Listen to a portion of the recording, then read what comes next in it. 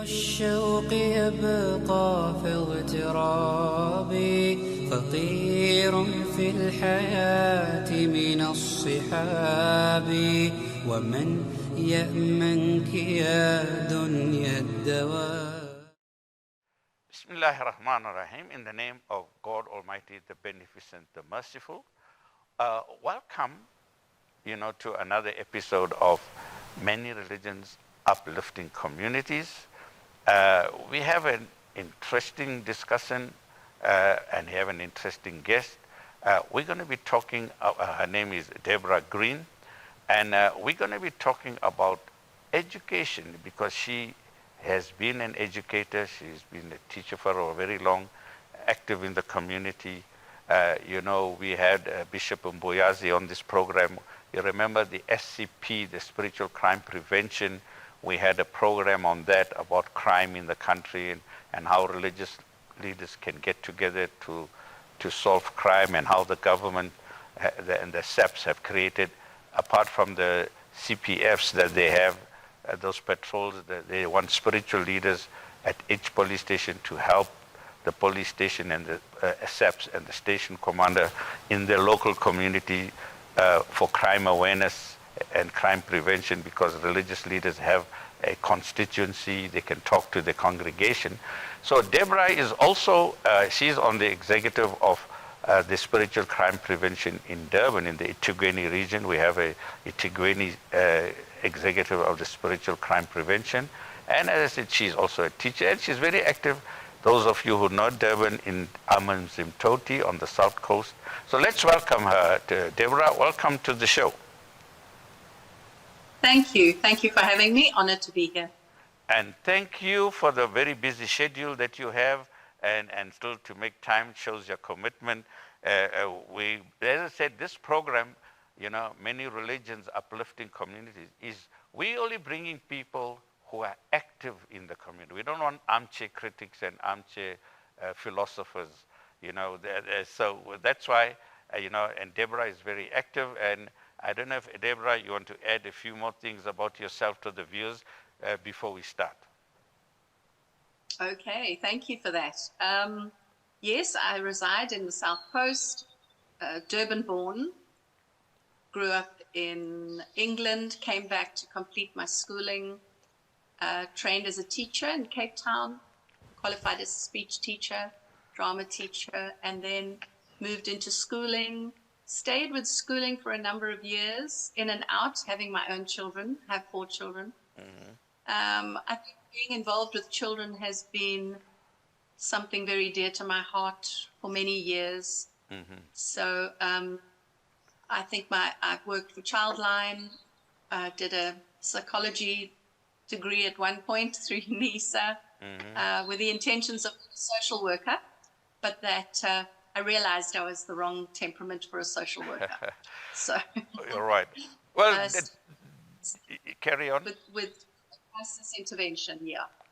Crisis intervention, Childline. So you're the right person. You're dealing with Childline, the youth. And also you are attached to your local church. What church is you attached to there in the Tautoti area? I'm with Cedar Hill. Cedar Hill is an intercity church in Amanzimtoti. And also I think important to just note that for 26 years, mm-hmm. I was involved both in Johannesburg and in KZN with Mothers Who Care, which is also an organization that works with the schools. Okay.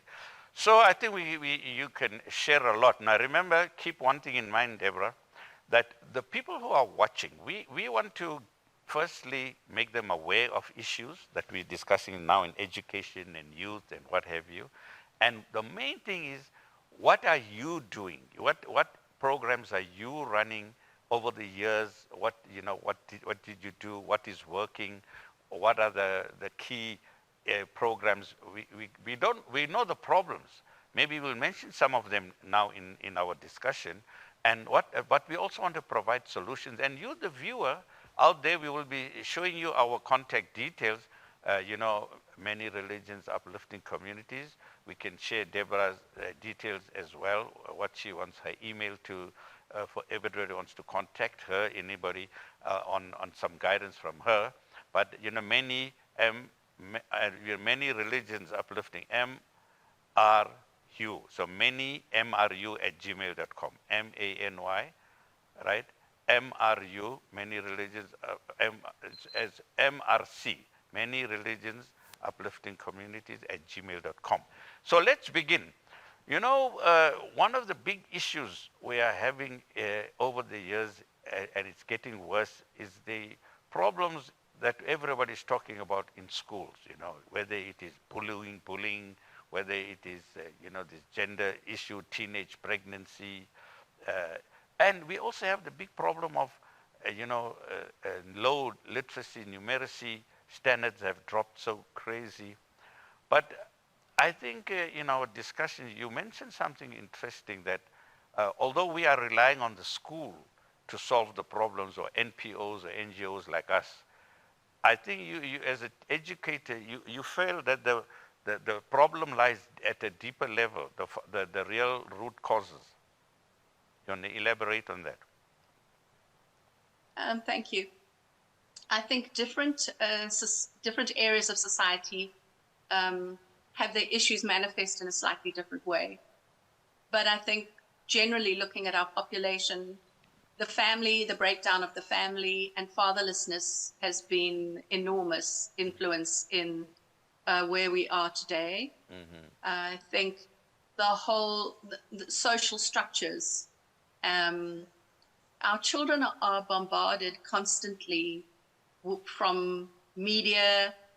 I mean, those things weren't around a very short while ago. Children didn't have access to those things just a short while ago. So correct. I think the access to that much information has just changed the way we function as families. It's changed the way children are brought up. And I think, when your family dynamic loses some of its moral compass or changes its moral compass, it's going to. Yeah, you see, you one of the good points you're raising is we don't want to just look at the symptoms. We need to treat it at the cause, at the root cause, because treating it symptomatically is not going to erase. So as you say, the school can only do so much in a limited time, but the child is at the home. And what the parents do at home and what they put into the child, moral values and other values into the child at home, is more critical, and that's why we need to come and address it at that level. But you mentioned another bigger problem, because there is a breakdown in family structure, as you are saying. In the so-called African communities, if statistics are showing what you alluded to, is that there are a large percentage of fatherless families. There's no father. Many of the growing up kids don't even know who their father is, because the father just absconded. When he found the lady was pregnant, he disappeared, abducted his responsibility. Now, and also single parent, although the mother is bringing it up, the mother has to work. So sometimes it's not only single parenting, it's only sibling parenting or granny parenting, because the mother is not there. So what can we do?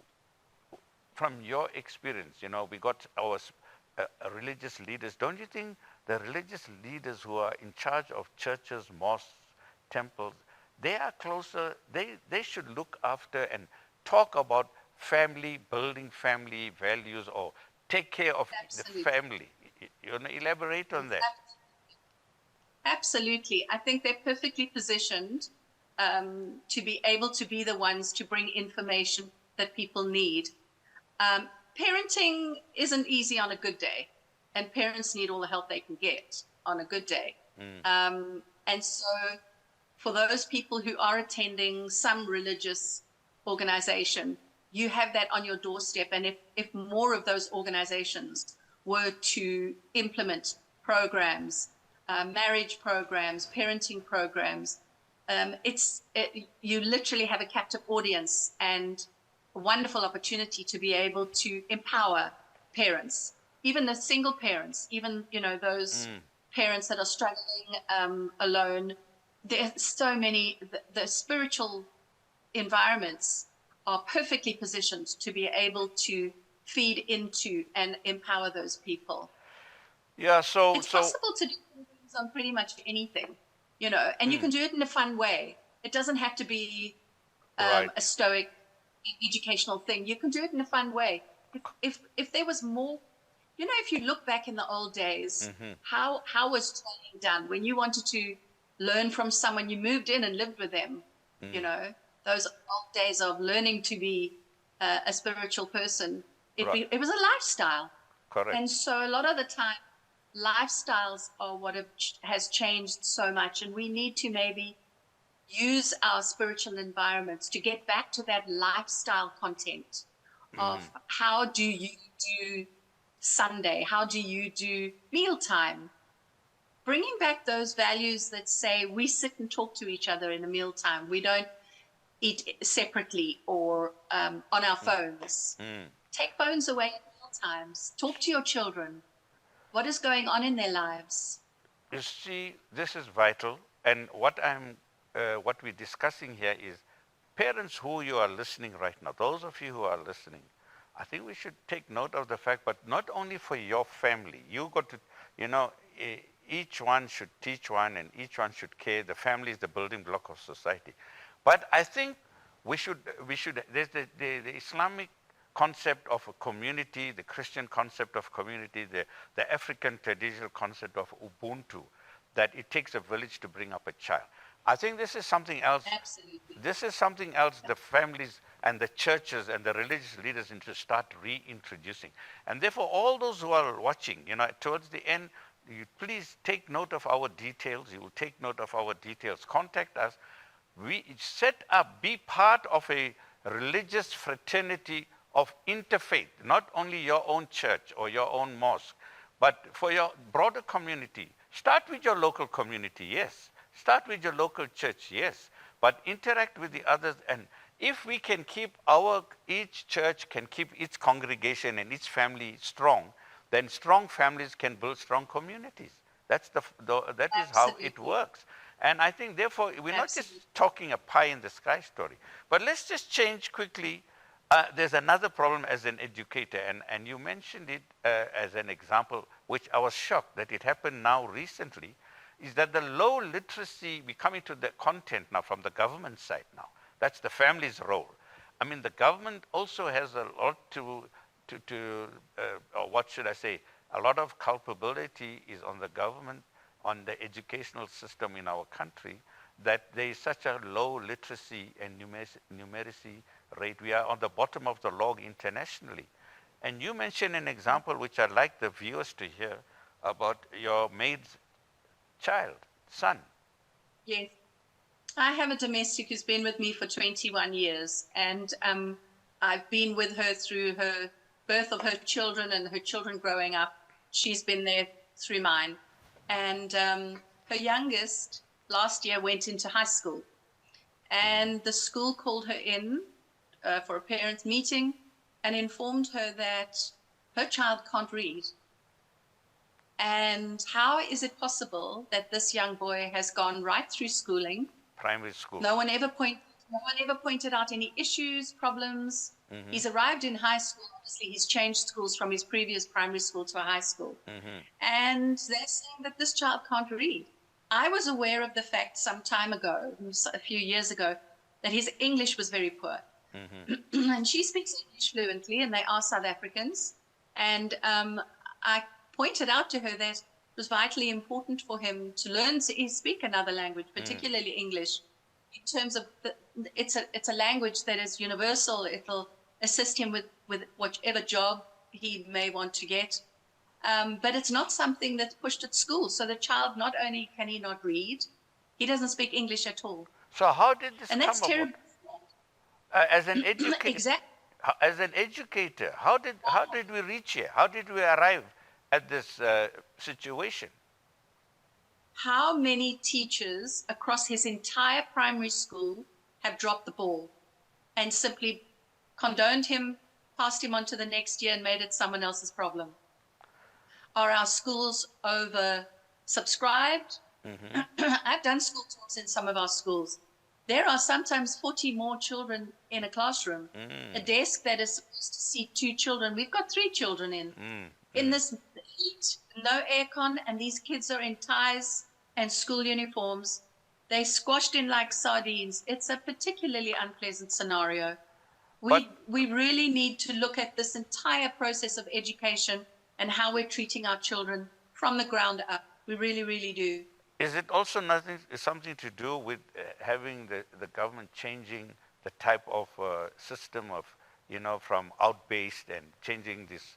That's another whole story. Absolutely.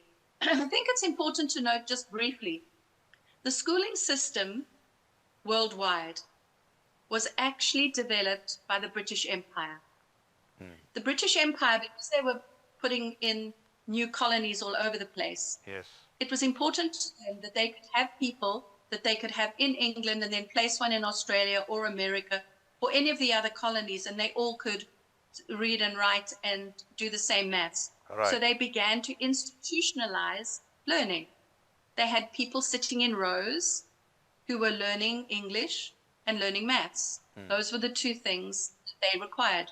They needed to be able to count and calculate and to be able to write letters. And the schoolings, if you think about that, the British Empire is dead and gone, and we're internationally, worldwide, stuck with the same system that they originally put together. Most schools still will focus on English and maths. And not everybody it works, their brain doesn't work. They have stronger areas somewhere else. And those children are constantly sidelined or called stupid, or you need extra lessons, and the pressure is on them to perform in a system that isn't natural to their brain function. So there's so many facets to what is wrong with our education system. It doesn't make provision for children across the board. Yeah, no, that's the big issue. I was very blessed to be able to work for 3 or 4 years in the Muslim schools up in Isipingo Hills, and working in the preschool and then moving on into the homeschool scenario. And again, seeing what can be achieved when you're not stuck within a system, when you have the freedom to develop an area that is naturally within you. That's when children flourish. There's a very funny cartoon that the teachers have. There's a monkey and a rabbit and a goldfish and a snake and a tree. And the teacher says, right, class, today we're going to learn to climb a tree. And the monkey says, yay. And the rabbit goes, And the fish goes, oh dear. And the snake goes, we can make a plan. And the teacher says, if you don't pass this, if you can't climb the tree, you're going to fail.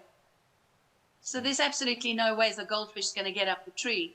And sometimes we do this to our children. Yes, we don't individualize their talent and expect them, one size must fit all. Let me quickly change, thanks for that. There is an organization called ABET, A-B-E-T, and those are the viewers, again, I'm coming back to you, this is your program. There is an organization called ABET, which is an international organization that's teaching literacy.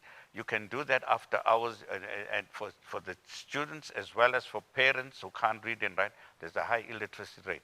But I want to just come back to the school environment with the youth and the teenage pregnancy and their attitude to, this violence and gender-based violence. Let's, as we're coming to the tail end of this program, this interview, tell us something, because you've been involved in gender-based, and and we all say, no good only we must tell the husband or the wife or the adults about gender-based violence. It also has to do, the children must learn this as well, because they're going to be adults soon.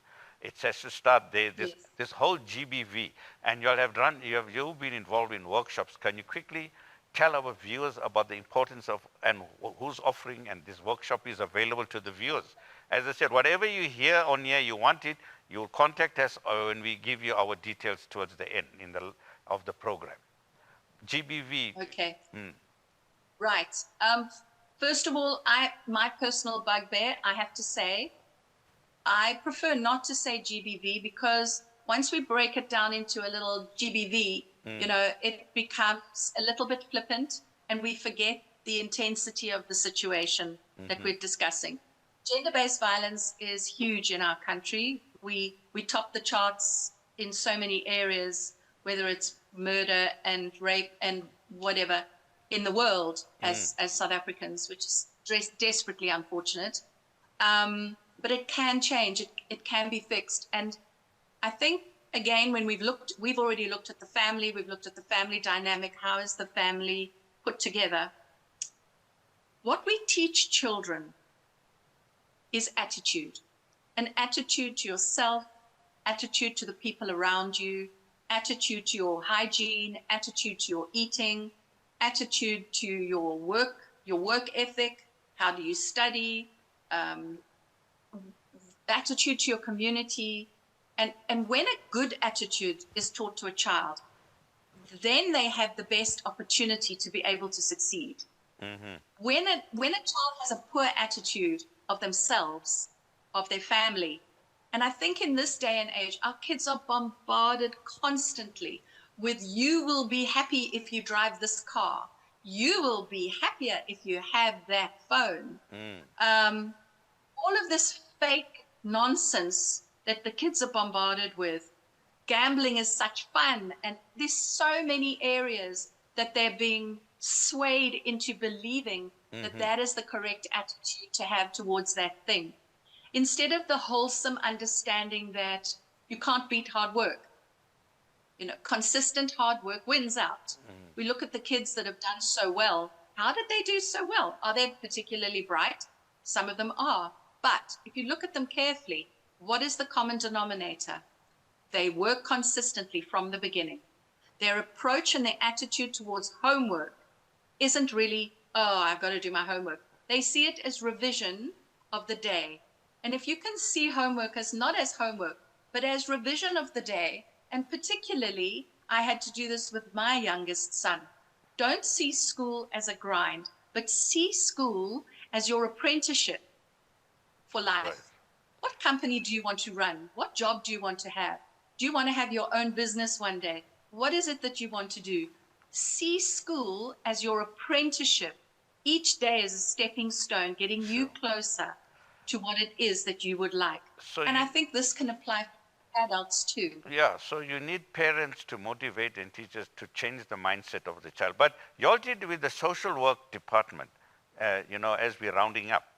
You all did, they are offering this workshop. Tell us quickly, the viewers, about the GB, because those who are out there in your local community, if you want a gender-based workshop done, you will contact us, but tell us about what's it. It's more for religious leaders. Yeah. Okay. The Department of Social Development has actually got an amazing catalog of programs that they do. They do programs for schools, programs with adults. Programs for schools is great, and it can make a bit of an impact. But remember that impact is one day, a couple of hours a year, whereas the parent input is every single day. Correct. The family input is every single day. So Department of Social Services has got programs across the board. Gender-based violence program recently, the end of last year, October-ish, did the rounds across the country. And yes, I think it's important to be able to reach the people. You have to have a profile. So today we're going to do it for spiritual leaders this week. Perhaps in a month's time, we'll come back again and we'll put together parents in schools. But if you go through your school governing body, if there are things as parents that you feel you would like the school to institute, whether it's as parents, we want to see more input regarding how to teach us how to teach our children to study, go through your governing body. Your governing body is there to assist you. And I think the governing body is a very underutilized organization. It's parents in the same boat as you, of your school, and generally they're there because they care. So, and that's the best person to have. There are government departments who also provide, but just that people are unaware and they're not using them. Okay. Yeah. I think this is quite interesting. Where there are so much we can do, so much more to be done. But I like when you said that we can change things. Where there's a will, there's a way. I think, perhaps you can leave an email address for the viewers if they want to contact you. We'll have our, many religions, uplifting communities. We'll put our email as well. But give them your email address should anybody wants to contact you. Yes, if you want to know any more about those programs, I think you can get hold of me on Deborah04green@gmail.com. Okay, Deborah04green@gmail.com. So here we have it, and many, religions uplifting community @gmail.com. And our phone number at many religions, MRUC, is 074-560-1786. 074-560-1786. That's our office for this program, MRUC, Many Religions Uplifting Communities. Your parting words, just as we're rounding up, Deborah, just some parting comments on what we've been talking for the community, for the viewers, to give them some motivation to do something, just in 30 seconds. I think as long as you have the will and the hope for a future, there's always a direction. There's always something. There's a path that you can find. And for those of you who don't give up, you find yourself in a situation that needs help, don't give up. You just keep plugging away, find a way, go through every department you can think of, keep phoning. Childline is a great one, Department of Social Services, all of these organizations, your local church, go and connect in community, connect into your local spiritual organizations. You'll be amazed at the support system and the help and the love in those communities. Well, there you have it, viewers. Thank you very much, Deborah, and thank you to the viewers and to the technical staff here. Keep the uplifting communities, work with the communities till we meet again. Assalamu alaikum. May the peace and blessings of God Almighty be on us all. طويل الشوق يبقى في اغترابي فقير في الحياة من الصحاب فقير في الحياة من الصحاب ومن يأمنك يا دنيا الدواء